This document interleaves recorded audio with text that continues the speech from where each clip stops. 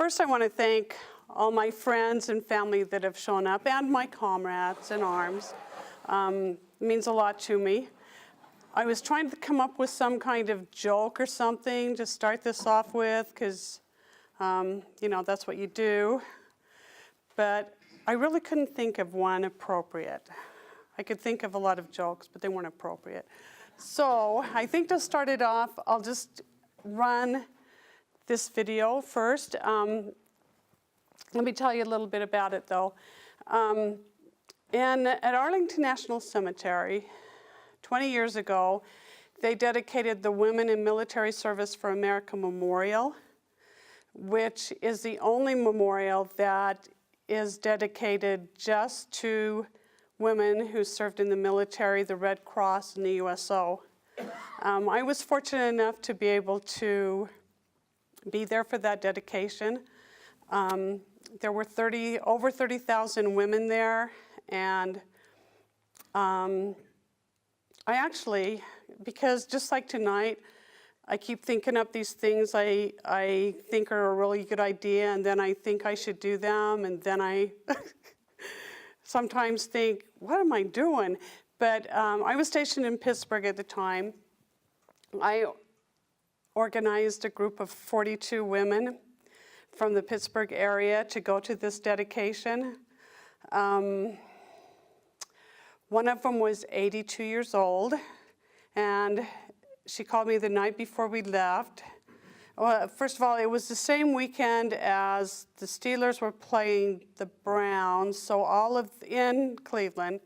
So all of the buses, the good buses, had gone to Cleveland. So we drove from Pittsburgh to Washington, D.C., or Arlington, in a school bus.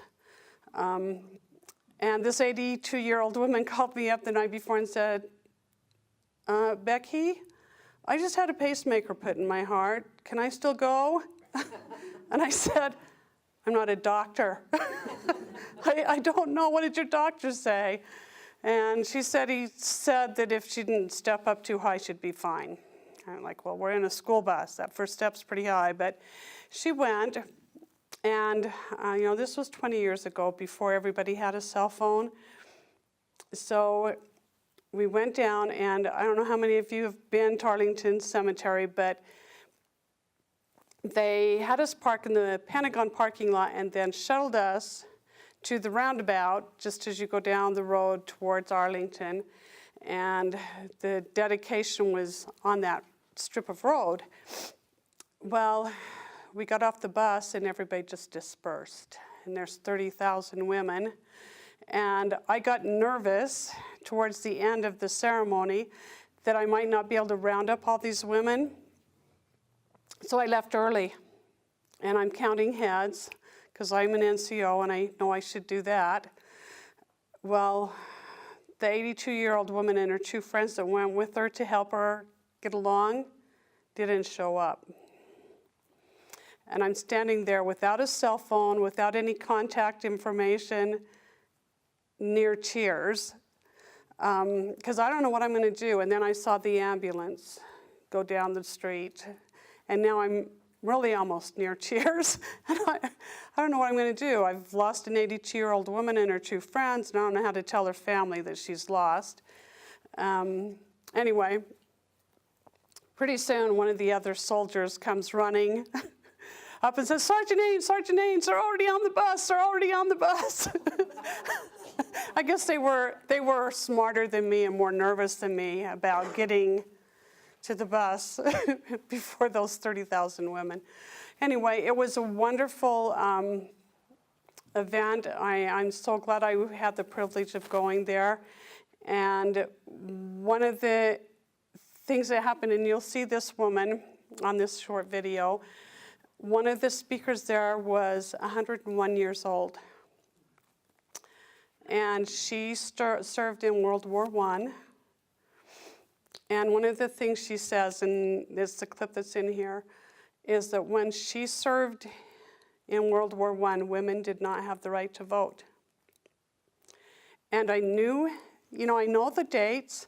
I knew those two things together, but it didn't click until she said that those women that served in World War I didn't know if they were ever going to get the right to vote.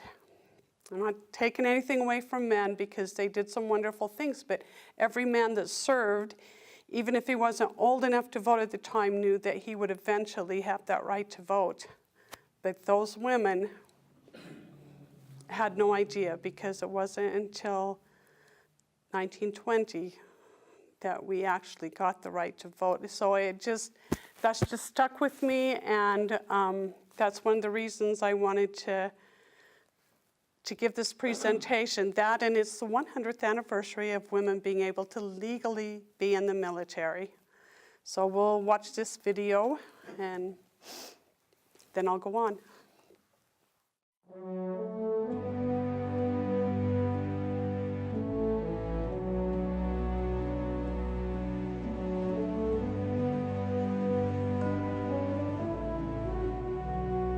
We got off at the metro site, and oh my God, I looked to my left down toward the memorial, and it was just a sea of people. And you couldn't find an empty place all the way down to the Lincoln Memorial. When I served in the Navy, women were not even allowed to vote. There were tens upon tens of thousands of people there, all helping to give recognition to the immensity of what this memorial was and will be. So we all know that women have served in the military since way back to Joan of Arc, maybe before then. But in America, women served in the Revolutionary War. We all know the story of Molly Pitcher. She took over for her husband, who was killed. But there were other women who did the same thing. One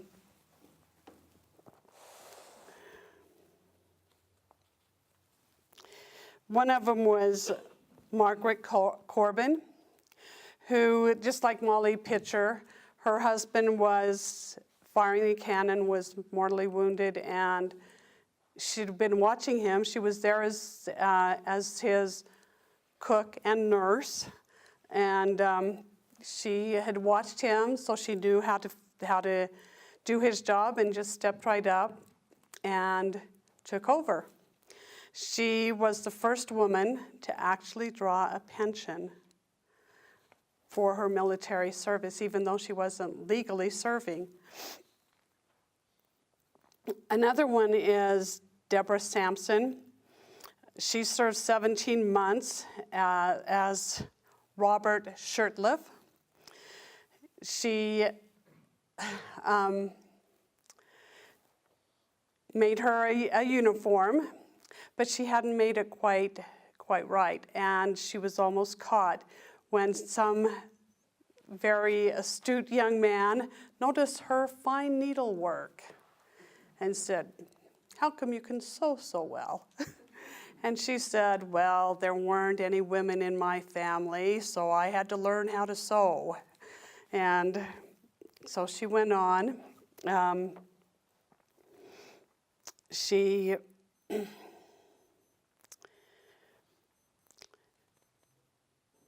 So she went on and served in the Revolutionary War, even though she wasn't legally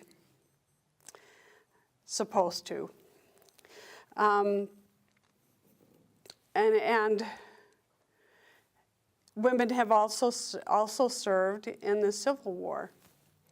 I have pictures on the wall. The first picture is of Dr. Mary Walker.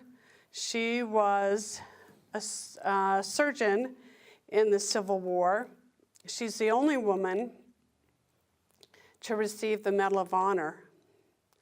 And while she was in the Civil War, she was captured by Confederate forces when she was taking care of some Confederate soldiers. She got captured and was held prisoner of war for, I think, 13 months.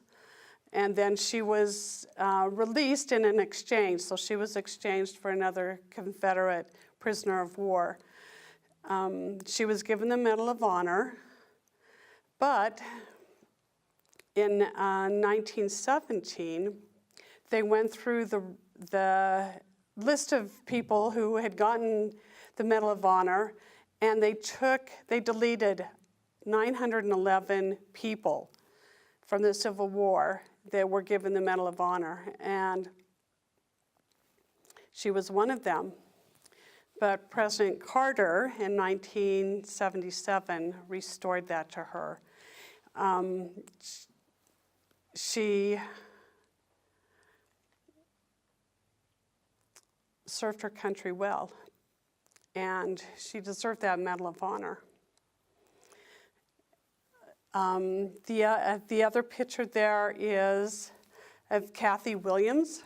She is the only documented female Buffalo soldier, which is pretty cool, I think. She also dressed as a man. She called herself William Cathay and enlisted in the Army. The only people that knew about that was her cousin and a friend that were both in the same unit that she joined. She got cut on the face, and she was afraid she was going to be found out, so she took care of that wound by herself. Later on, as she was serving, she was shot in the leg and had a musket ball in her leg. She was afraid, and they took her to the doctor or to the hospital, and she was afraid she was going to be found out. So she just showed them this previous cut on her face, and the doctor said, get out of here, that's nothing.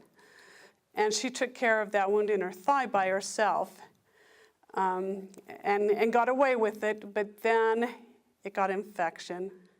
She got sick, and she was unconscious.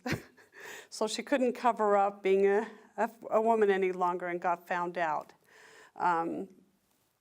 They let her stay with the unit until they got to where she could be discharged. But what a woman!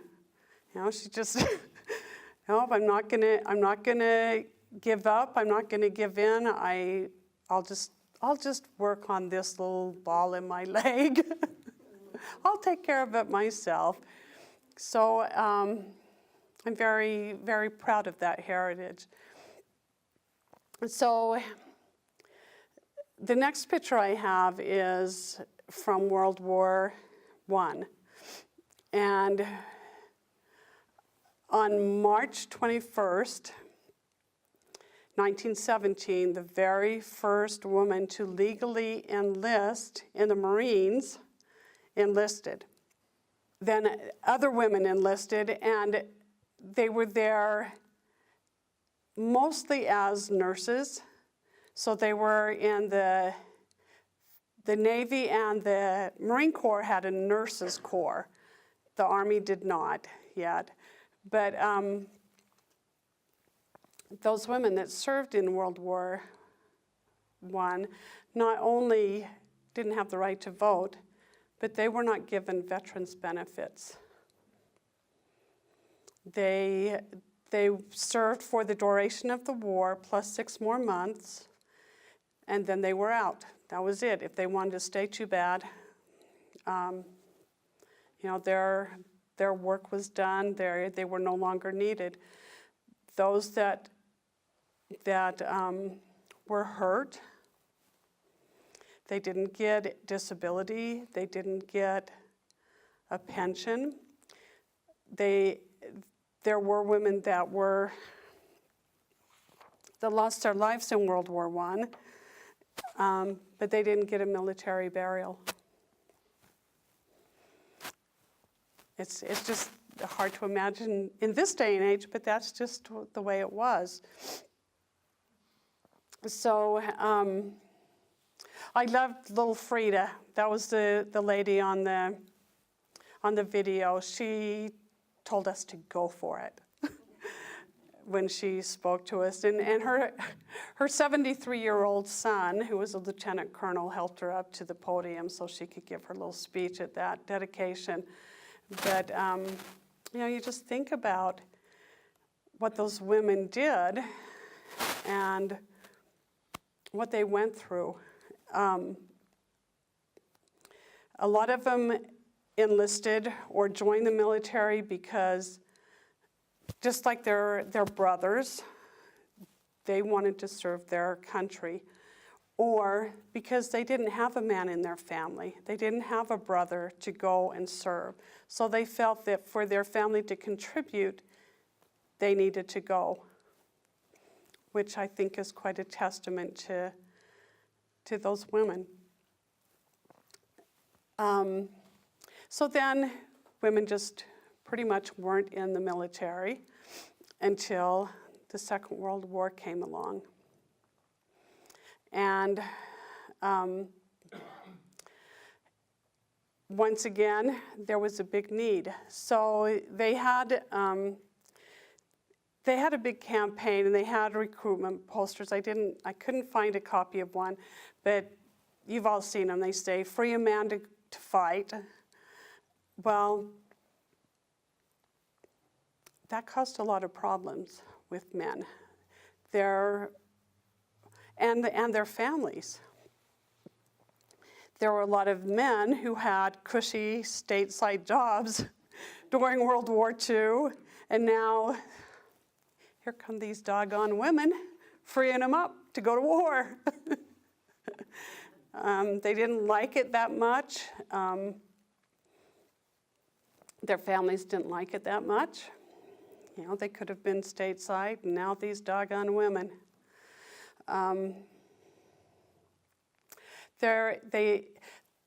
Recruitment for the women really took off at first, but then there were a lot of myths or rumors that were spread about the women. And I spent 27 years in the military myself. And when I first joined, when I told my family I was going to join, my dear brother-in-law said to me, "Well, you'll be making money hand over fist. I never knew a Red Cross nurse or a WAC that didn't make it on the side." And my first platoon sergeant, Keith Lyman, is here. When he introduced me to the man I was going to share an office with, I don't know whether you remember this or not, Keith, but this is how I was welcomed. "Women are only good for one thing, and that's prostitution. The only good woman was Annie Greensprings." And I was like, "It's nice to meet you too." And that was my welcome to the Army Reserve. Fortunately, we were able to overcome that. We actually became fairly good friends. I realized he was going through a very bad divorce at the time, but that was somewhat the attitude. A lot of men wrote home to their families about how the women in the military were not keeping up their end of the deal. They were slackers, they were lazy, they didn't perform up to the standard they thought they should. Well, come to find out, a lot of the men who were writing those letters home weren't even working anywhere near one of these women, because women weren't right there in combat with these men for the most part. They were, you were either a clerk or a nurse, So there was a lot of bad information that was coming back, and so recruiting fell off after that first year.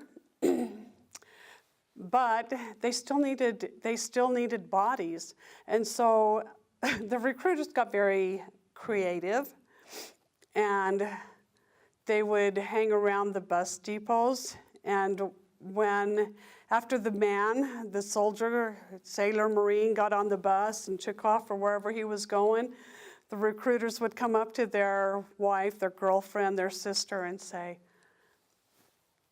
"You want to get your family member home quicker?" And of course they would say, "Well, yes, we do. Just sign right here. This will help get them home quicker." It was an enlistment contract. So, I know there's probably somebody in the room that's been a recruiter at one time, but you know what we say about them, if their lips are moving. So I have another film that it's a little bit longer, but it's pretty hysterical, and at least I think it's funny. And this is from kind of a recruiting tool from World War II.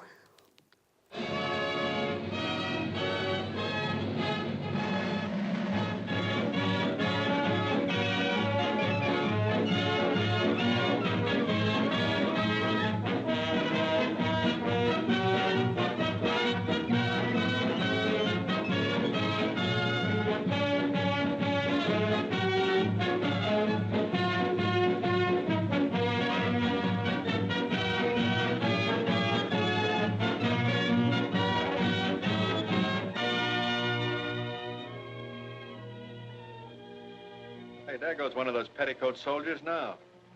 Yeah. My sister wants to join the WACs. What do you think of that? Huh. She's crazy. What the devil's a woman want to be a soldier for? Just a waste of time. This is a man's war. What sort of jobs can they do? What sort of jobs can we do? Take a look, mister. X-ray technicians, inspectors of Army meat, teachers schooling our soldiers. WACs are classification experts, assignment interviewers. So this is a man's war, is it? WACs are at work on every sort of Army vehicle, doing every sort of motor transport job. Testing walkie-talkies, testing radio tubes. Those are just a few of the jobs they do. There are 239 more. Hey, you two armchair generals on the porch, here's something more for you to think about. Listen. General Eisenhower said, "In many jobs, WACs do the work of two men. The Army needs and can use all it can get." And listen to the women of the United Nations. They, too, have some ideas on the subject. The English with their calm courage, the stalwart women of heroic Russia, the Canadian and Australian women, the women of China with their undying fortitude, and tens of thousands of American WACs. What are their ideas on the subject? Listen. We shall live up to the legends of our fighting men.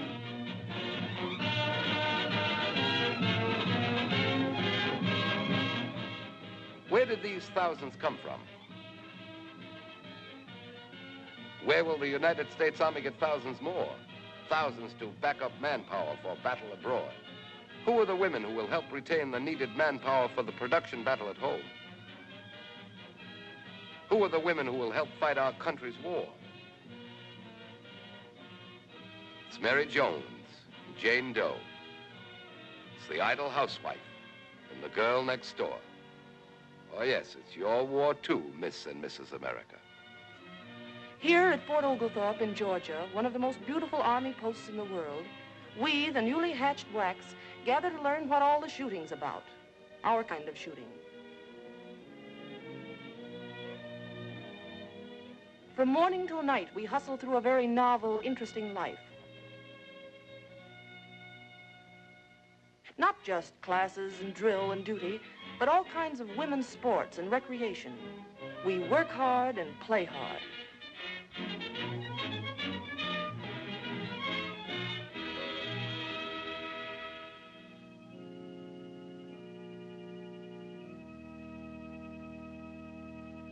We learn that the Army's privileges as well as its hardships are ours. We get furlough rates on trains, special prices at theaters, special life insurance rates. We know that the rumors about the wax are so much hot air. All the time. Cotton stockings all the Scratch time. that one Cotton out. stockings all the time. Off-duty, rayon, or whatever you can get. You can't use makeup. No rouge. No lipstick. No nail polish. No rouge. No lipstick. No nail polish. No rouge. No lipstick. No nail polish. No rouge. Toss that one in the ash can. Everybody's hair is alike. The same old hairdo. The same old hairdo. The same. Nonsense. Our hairdress is up to us as long as it's neat, smart, and off the collar. All work and no fun. All work and no fun. Strictly Axis propaganda.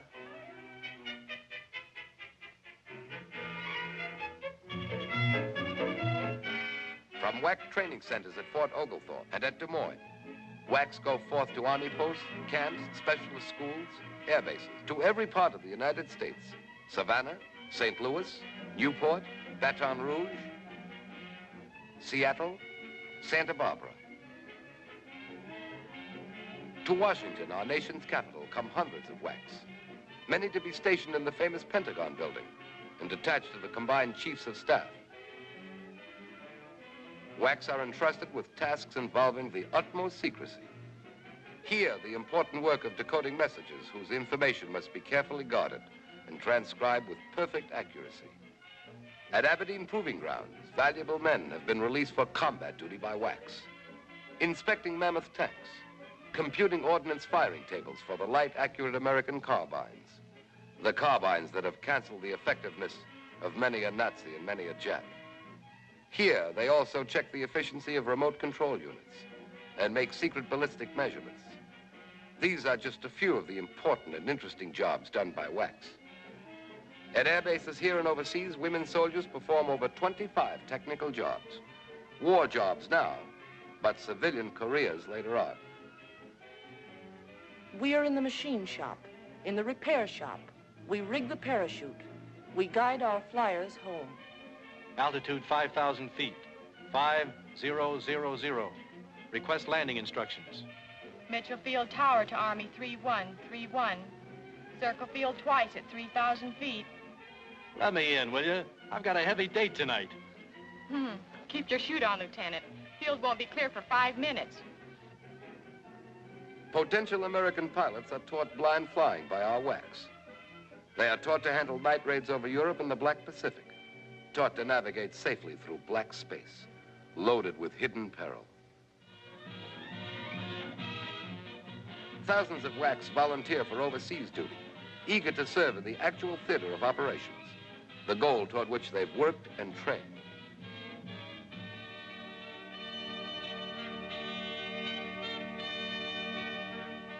Wherever the American armies will go, wax may follow.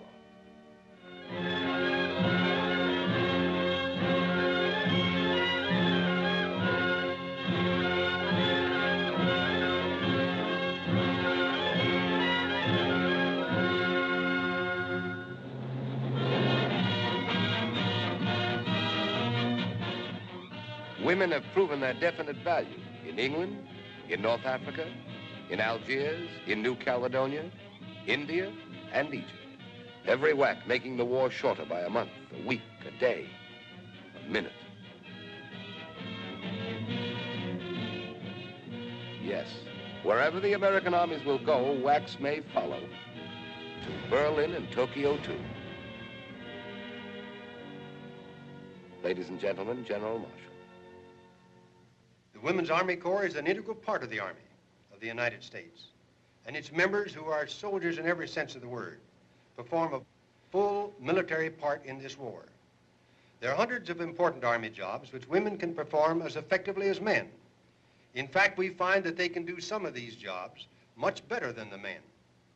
As more and more American soldiers engage the enemy in combat, women must replace them at overseas bases and at posts in this country. In view of the urgency of the situation, enlistment in the military service should take precedence, in my opinion, over any other responsibility except imperative family obligation.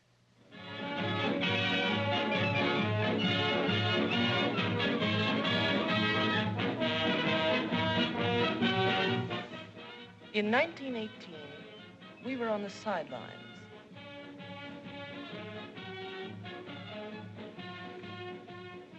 war has been won, the women in the Army will march shoulder to shoulder with the men in the great victory parades that will celebrate the return of peace to the world.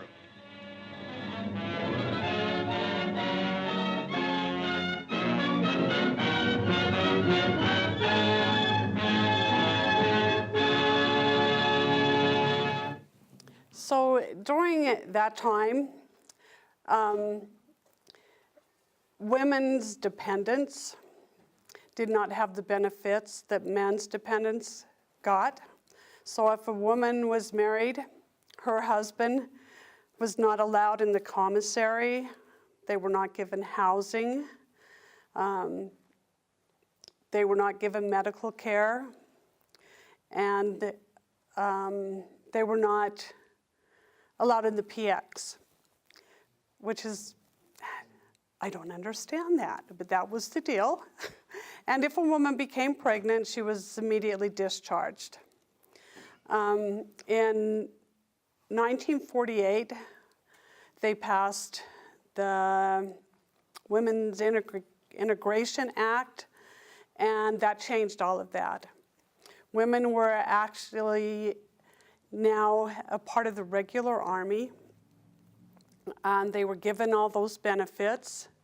They were given honors.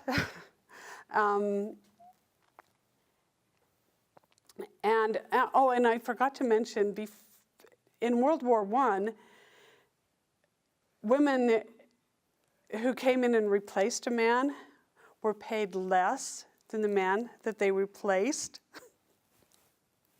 That's just the way it was. So just some interesting facts. So anyway, so then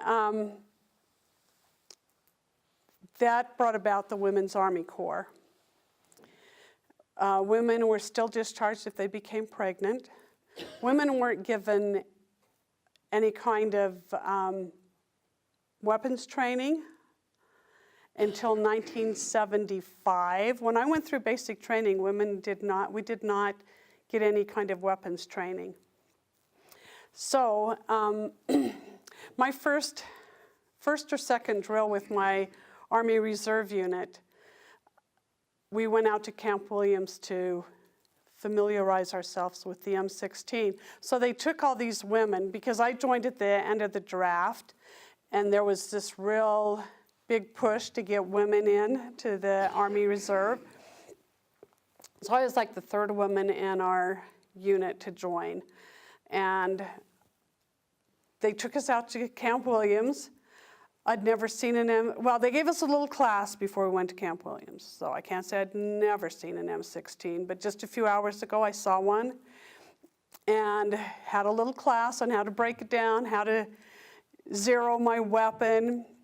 So we're out at Camp Williams, and I'm number 20 on this firing line. And they give me the clip with 3 rounds in it.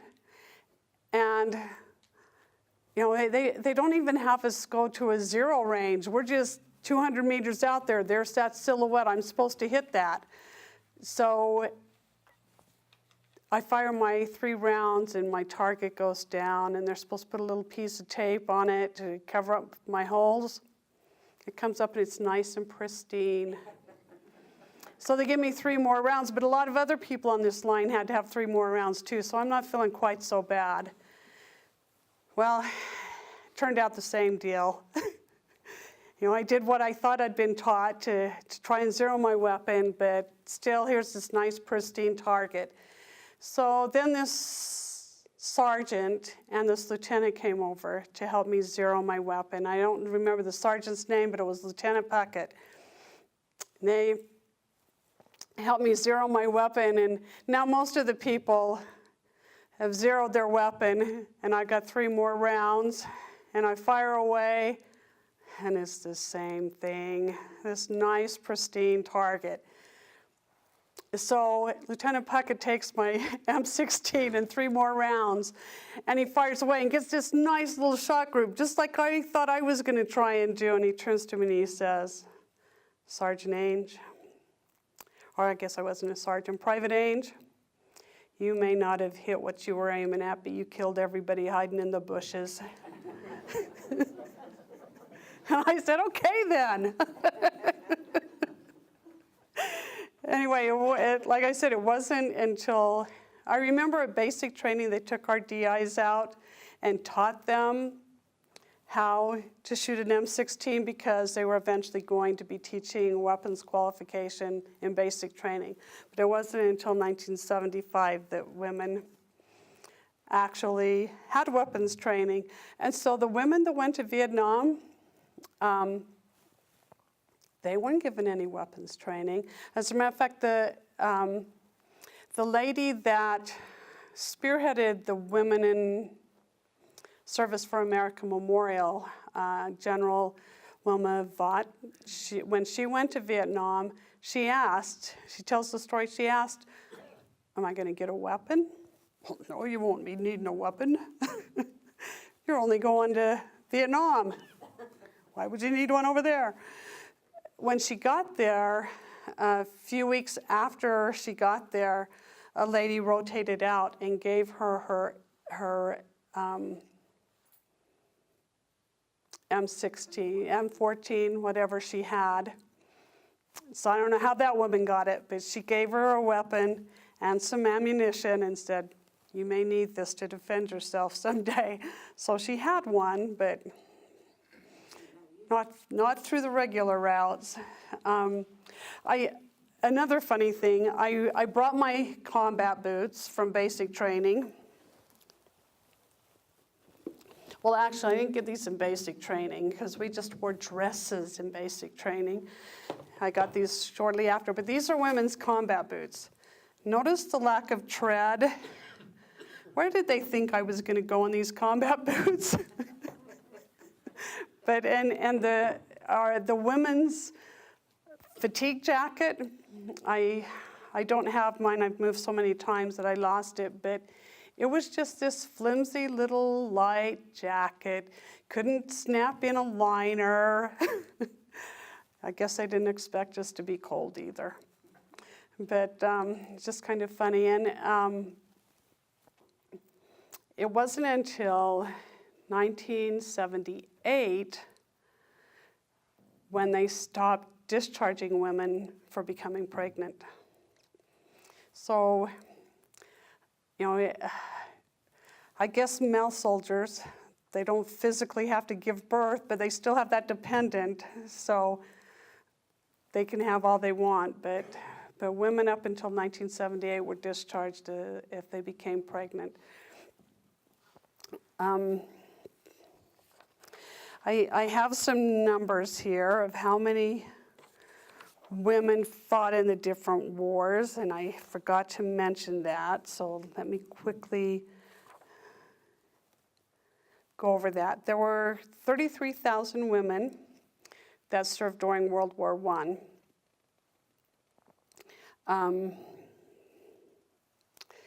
And there were 400,000 women who served during World War II.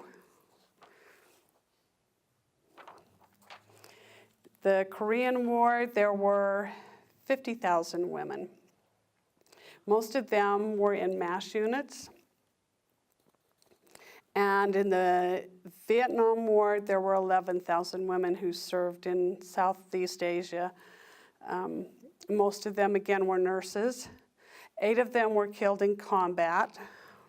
And they're on the Vietnam Wall. Shortly after that, things started to pick up a little bit more for women. They were allowed to serve in a broader array of jobs. But it wasn't until after Desert Storm that things really opened up for women. As women proved themselves in Desert Storm, and I skipped over. No, there were those women that went to West Point and the Naval Academies. Let's see. That was in, here it is.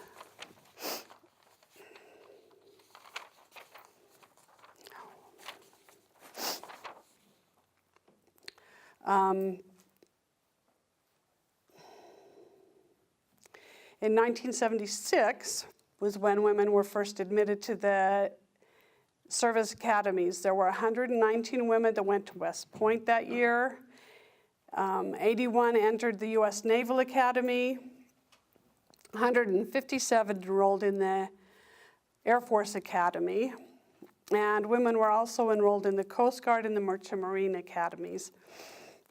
So that was a big step forward for women. The first woman promoted to Major General was in 1978. And that same year, the Women's Army Corps was disbanded, and women just became part of the regular Army. Up until that point, women went to a separate basic training. We went to Fort McClellan, Alabama, and after that, we were just integrated into the regular basic training. In 1980, those women graduated from those service academies. And then there were a lot of other, I don't want to take a whole lot more time because I think my time's about up. There were a lot of other advancements and improvements or accomplishments that women had after that period of time. But I guess my main point is women have that same sense of patriotism that men have. They enjoyed those victories of World War I and World War II and those other conflicts. You know, their tears fell for their fallen comrades, just like the other service members. And I'm just very thankful for the opportunity I've had in the military.